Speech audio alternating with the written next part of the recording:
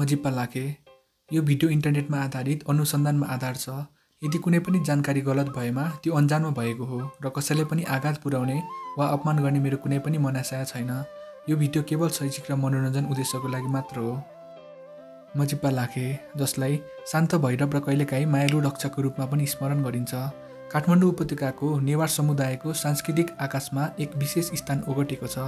यो चरित्र, जसको जरा प्राचीन मजिप्पा, संस्कृतमा मन्जुपाटन भनिने ठाउँमा गहिरो गरी गाडिएको छ, केवल एक पौराणिक कथा मात्र नभई जीवित परम्परा र आस्थाको प्रतीक पनि हो। किंवदन्ती अनुसार मजिप्पामा एक समयमा मांसाहारी राक्षसहरूको बिगी थियो। यी राक्षसहरूमध्ये एक मजिप्पा लाखे त्यही सहरको एक युवतीको सुन्दरतासँग मोहित भयो। आफ्नो प्रेमलाई भेट्न उसले मानव रूप धारण गर्यो र गोप्य रूपमा सहरमा प्रवेश गर्न थाल्यो।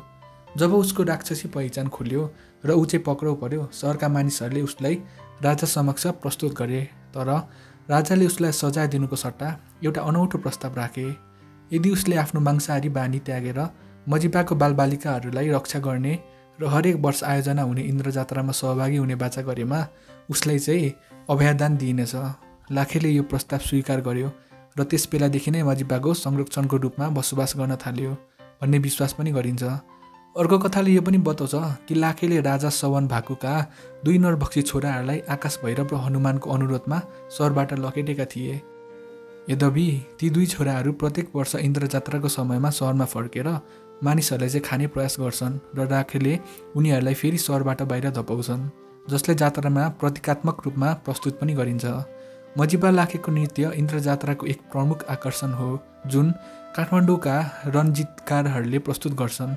यो अन्य परम्परागत नृत्यहरूभन्दा फरक छ किनकि यसका नर्तकहरूलाई औपचारिक प्रशिक्षण दिँदैन। बरु यो कला उनीहरूलाई आफ्नो पुस्तादेखि नै वंशानुगत रूपमा प्राप्त गरेका मानिन्छ। लाखेको वेशभूषामा ठुलो रातो र डरलाग्दो मौकुटा हुन्छ, जसमा बाहिर निस्केका दाँत र रातो वा कालो रङको कपाल जोडिएको हुन्छ। यो मुकुटा र पहिरनको तौल 50 किलोग्रामसम्म हुन सक्छ र यसलाई लगाउन 24 मिटरसम्मको कपडा पनि प्रयोग गरिन्छ। यदि धेरै तौल बावजुद पनि नर्तकहरूले सहज र सुन्दर तरिकाले नृत्य प्रदर्शन गर्दछन्। लाखे नाच परम्परागत नेवारी सङ्गीत, जसमा धिमे र भुस्या जस्ता वाद्ययन्त्रहरूको प्रयोग गरिन्छ। नृत्यको समयमा एक सानो बालक, जसलाई झ्यालिचा भनिन्छ, लाखेले जिस्काउँछ, जसले गर्दा लाखे क्रोधित भएर उसलाई खेद्छ। झ्यालिचा सधैँ भिडमा लुक्ने र लाखेबाट बस्न सफल हुन्छ। यो दृश्यले लाखेको बालबालिकाप्रति सुरक्षात्मक भावनालाई दर्शाउँछ, जहाँ झ्यालिचालाई रोग वा नकारात्मक शक्तिको प्रतीकको रूपमा लिइन्छ, जसलाई लाखेले धपाउन खोज्छ। मजिप्पा लाखेलाई शान्त भैरवको रूपमा पूजा गरिन्छ र उनी भक्तहरूलाई आशीर्वाद दिन्छन् भन्ने विश्वास गरिन्छ। इन्द्रजात्राको 8 दिनसम्म भक्तजनहरूले मजिप्पा लाखेलाई आफ्नो घरमा पूजा र आशीर्वादको लागि आमन्त्रित गर्दछन्। यो परम्पराले समुदाय र लाखे बीचको गहिरो सम्बन्धलाई दर्शाउँछ। मजिप्पा लाखेको कथा र नृत्यले नेपाली भाषा र संस्कृतिमा गहिरो प्रभाव पारेको छ, विशेष गरी नेवारी समुदायमा। यो लोककथा पुस्तान्तरण हुँदै आएको छ र यसले भाषाको जीवन्तता र सांस्कृतिक विविधतालाई बढाएको छ। लाखेको डरलाग्दो तर सुरक्षात्मक छविले मानिसहरूको मनमा एक विशेष स्थान बनाएको छ र उनको कथाले नैतिकता, प्रेम र कर्तव्य जस्ता महत्त्वपूर्ण जीवन मूल्यहरू सिकाइन्छ।